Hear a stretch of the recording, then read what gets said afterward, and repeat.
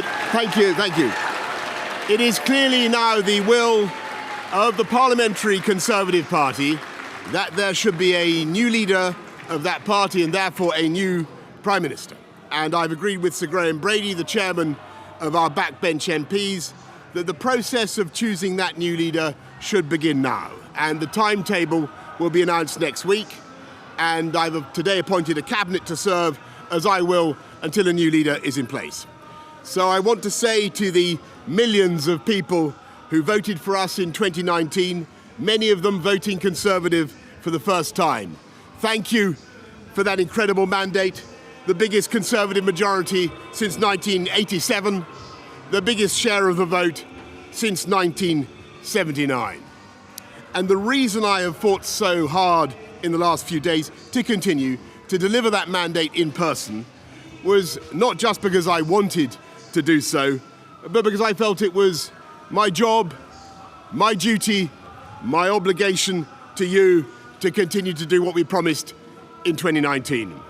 And of course, I'm immensely proud of the achievements of this government, from getting Brexit done to settling our relations with the continent for over half a century, reclaiming the power for this country to make its own laws in Parliament, getting us all through the pandemic, delivering the fastest vaccine rollout in Europe, the fastest exit from lockdown, and in the last few months, leading the West in standing up to Putin's aggression in Ukraine. And let me say now to the people of Ukraine that I know that we in the UK will continue to back your fight for freedom for as long as it takes. And at the same time, in this country, we've been pushing forward a vast programme of investment in infrastructure and skills and technology, the biggest in a century, because if I have one insight into human beings, it is that genius and talent and enthusiasm and imagination are evenly distributed throughout the population, but opportunity is not. And that's why we must keep levelling up, keep unleashing the potential of every part of the United Kingdom. And if we can do that in this country, we will be the most prosperous in Europe.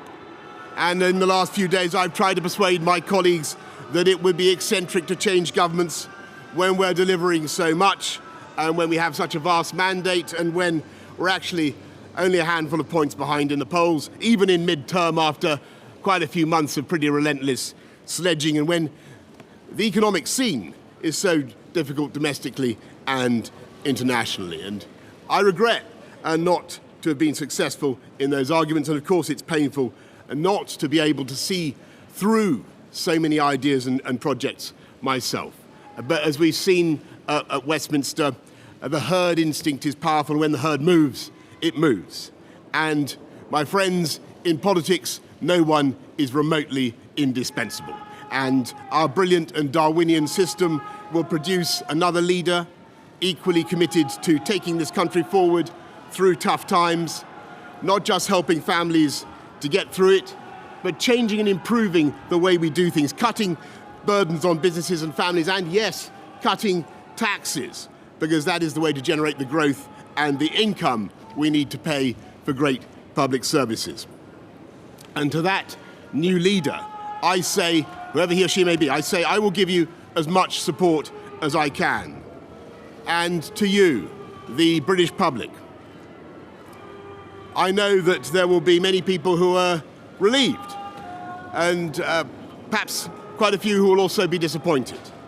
And I want you to know how sad I am to be giving up the best job in the world. But them's the breaks. I want to thank Carrie and our children and all the members of my family who have had to put up with so much for so long.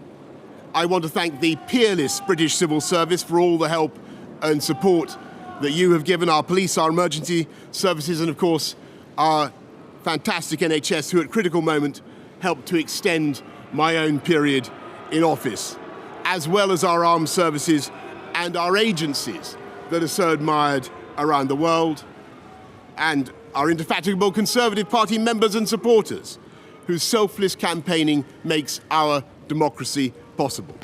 I want to thank the wonderful staff here at Chequers, here at Number 10, and of course at Chequers, and our fantastic prop force detectives, the one group, by the way, who never leak. Above all, I want to thank you, the British public, for the immense privilege that you have given me.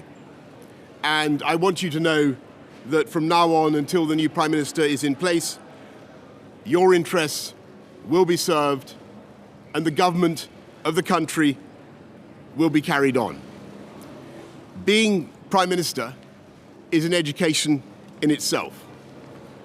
I've travelled to every part of the United Kingdom, and in addition to the beauty of our natural world, I found so many people possessed of such boundless British originality and so willing to tackle old problems in new ways that I know that even if things can sometimes seem dark now, our future together is golden. Thank you all very much. Thank you.